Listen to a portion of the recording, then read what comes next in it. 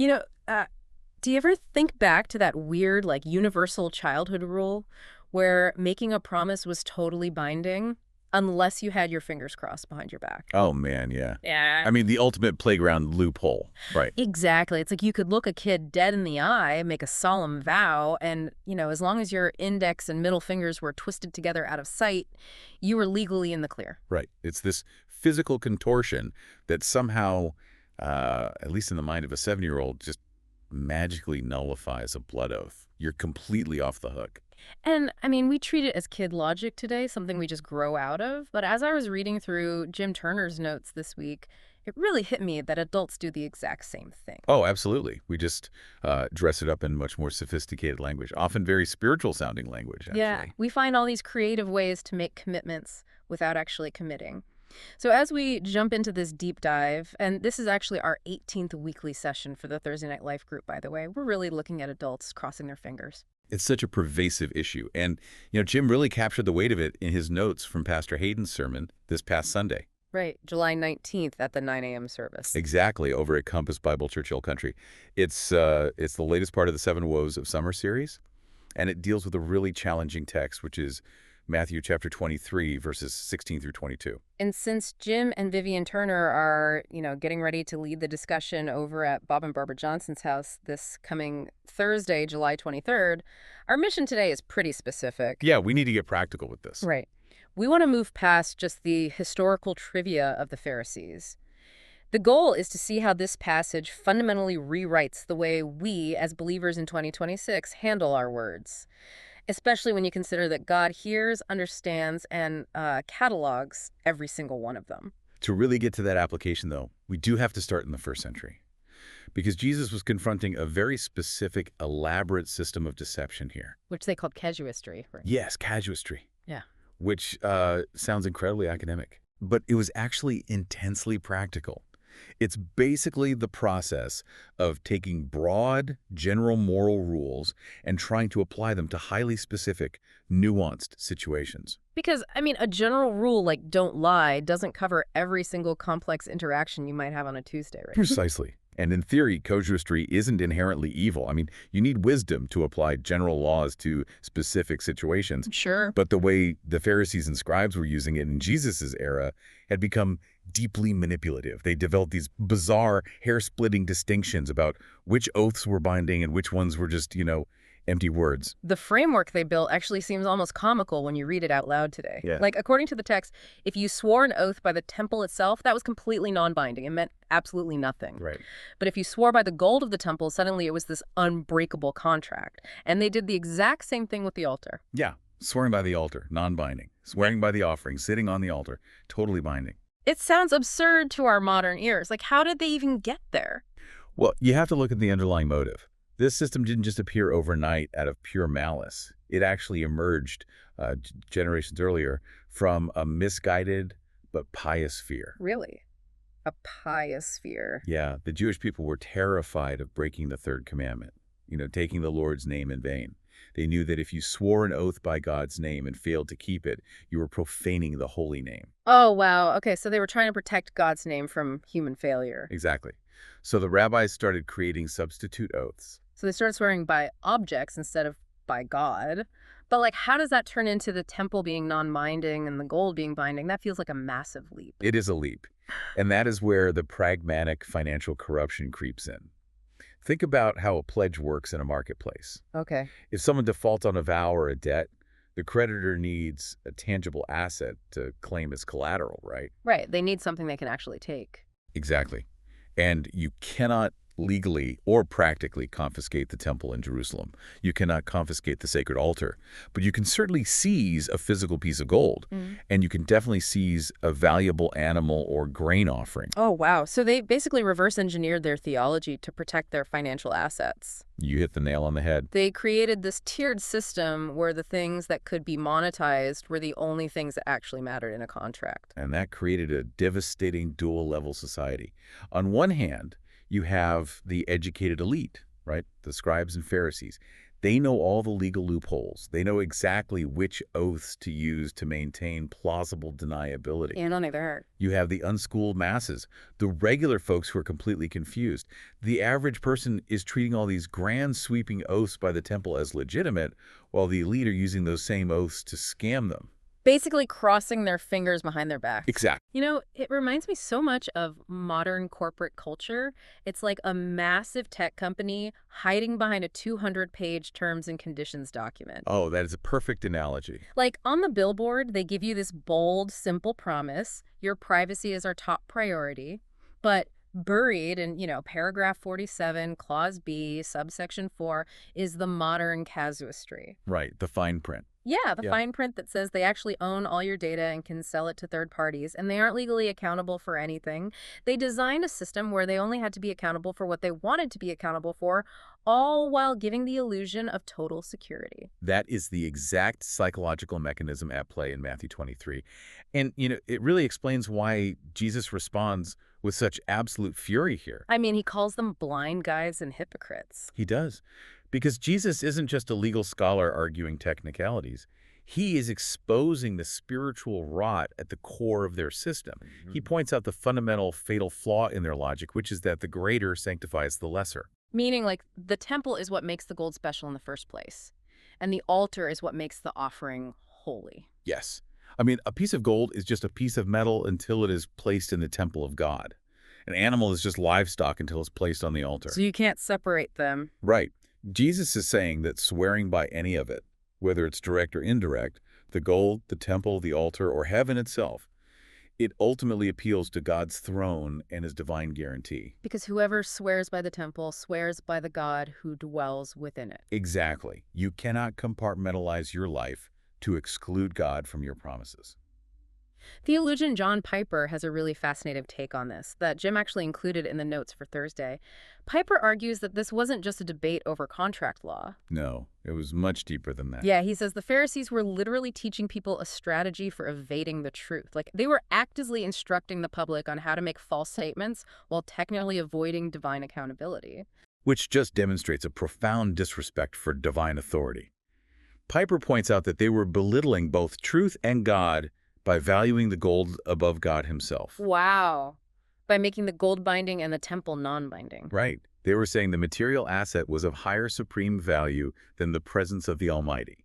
It's this religious system that maintains a veneer of piety while actually enabling and endorsing deception.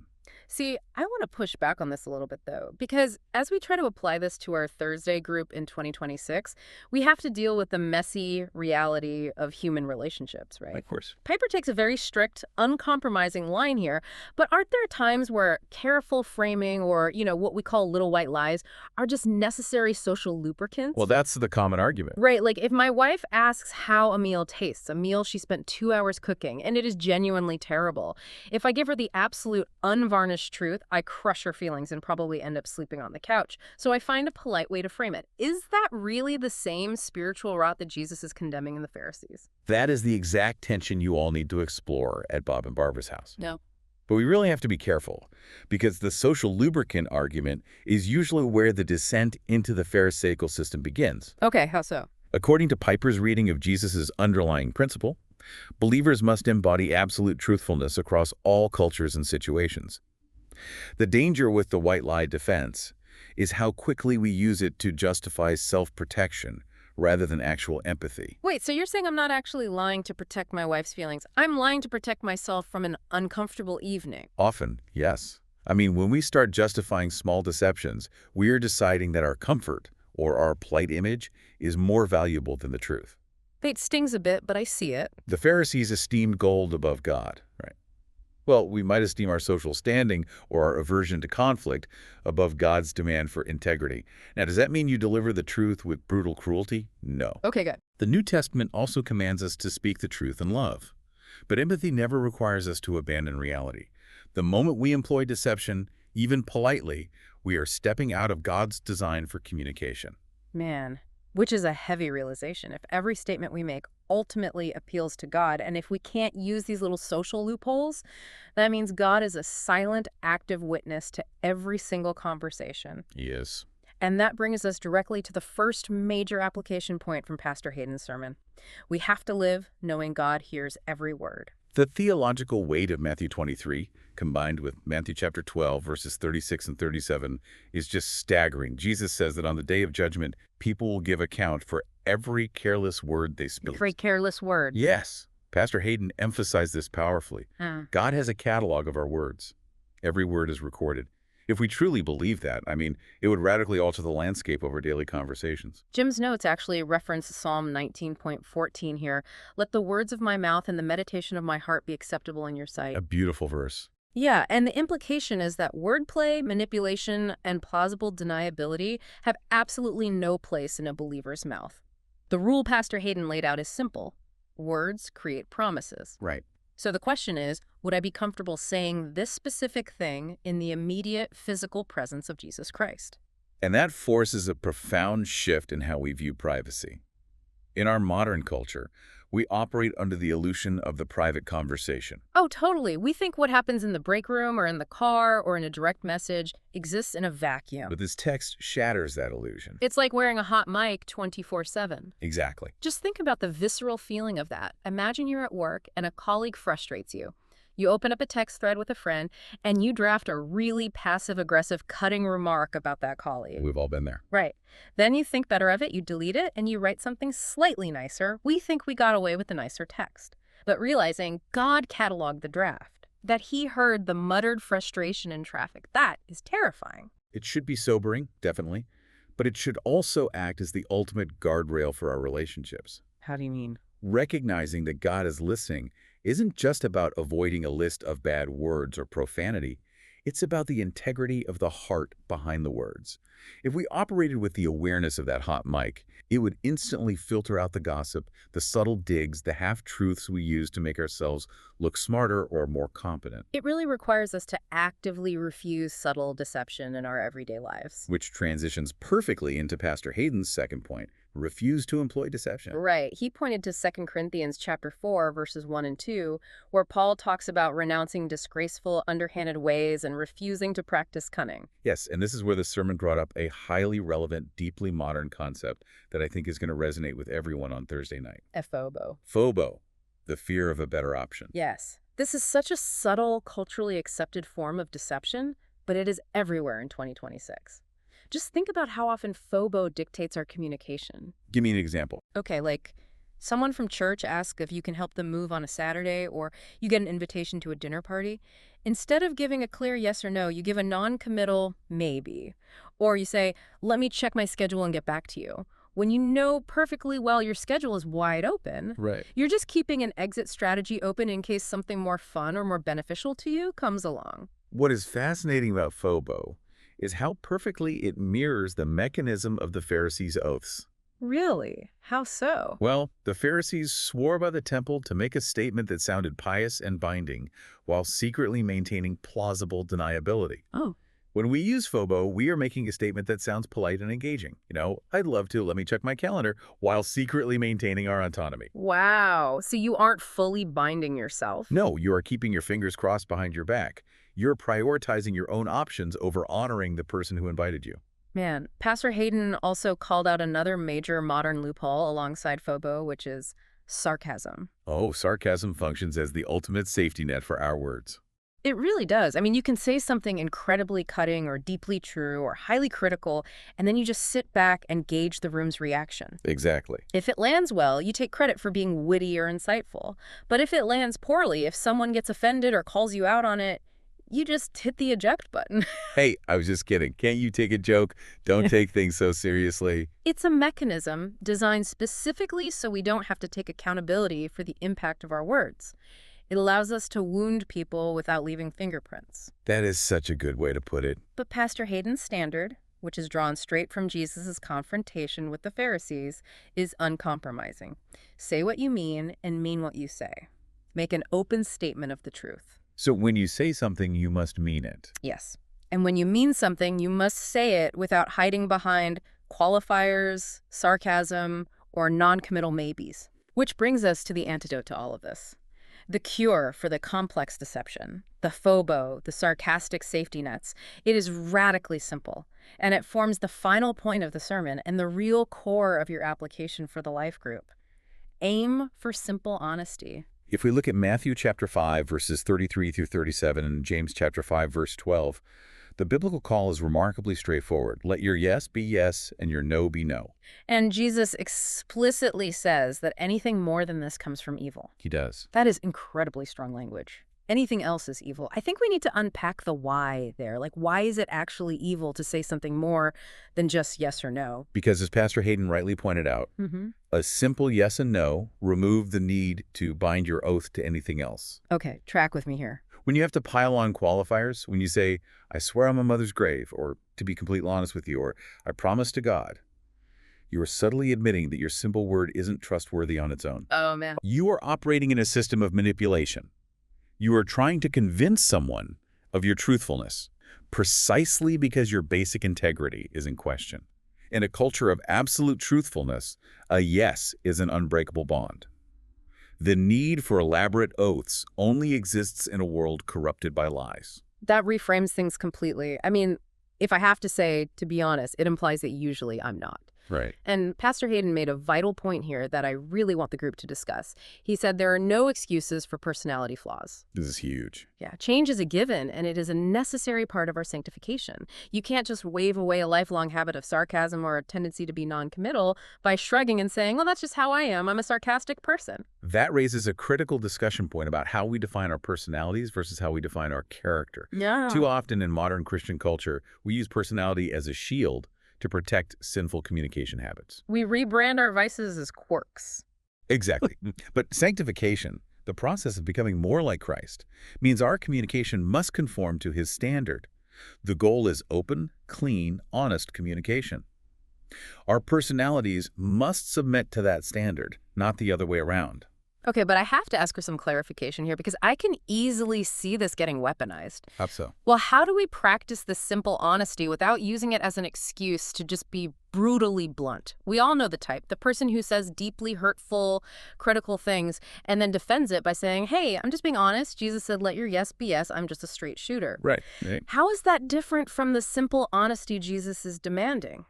Because it feels just as destructive as the deception. That is a crucial distinction.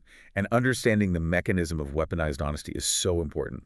There's a massive difference between open, clean communication and using truth as a bludgeon. Okay, break that down for us. When someone uses honesty as an excuse to be brutal, they are actually still engaging in a form of manipulation.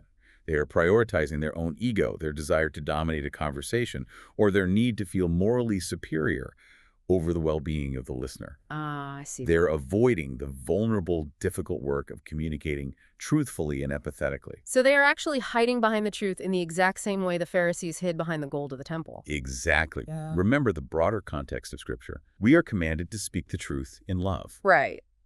Simple honesty means you do not conceive, you do not manipulate, and you do not leave yourself deceptive loopholes. It does not mean you abandon tact, grace, or the fruits of the Spirit. Christ-like honesty builds trust and fosters intimacy. Weaponized honesty just leaves casualties in its wake. It's about the integrity of the heart, not just the bluntness of the delivery. Precisely. So, as you all prepare to head to Bob and Barbara's this Thursday, take Pastor Hayden's application questions seriously. Look closely at where you are most tempted to employ subtle deception. It's different for everyone. Yeah. Is it at work, using FOBO to keep your options open on a project? Is it at home, using sarcasm to avoid a difficult, vulnerable conversation with your spouse? Is it online, curating an image that isn't entirely true? The challenge for everyone in the group is to identify one practical, measurable way you can grow in simple, straightforward honesty this week. And more importantly, you need to find someone in the group, whether it's Jim, Vivian, Bob, Barbara, or anyone else, to hold you accountable to that specific change. Because we cannot break these ingrained habits of communication in isolation. No, we really can't. We are in the game of open and clean communication now. As we wrap up this deep dive, I want to leave you with a lingering thought to chew on before Thursday. Let's hear it. Well, we started by talking about kids crossing their fingers to void a promise. We've seen how the Pharisees built an elaborate, multi-tiered legal and financial system to justify their broken oaths. So, if Jesus was willing to dismantle an entire religious power structure just to demand a simple yes or no from his followers. What elaborate, sophisticated systems have you built in your own mind to justify avoiding the plain truth with the people closest to you? That is a great question to take into Thursday night. Keep your fingers uncrossed this week. Enjoy your time together on Thursday, and we will see you back here for the next deep dive.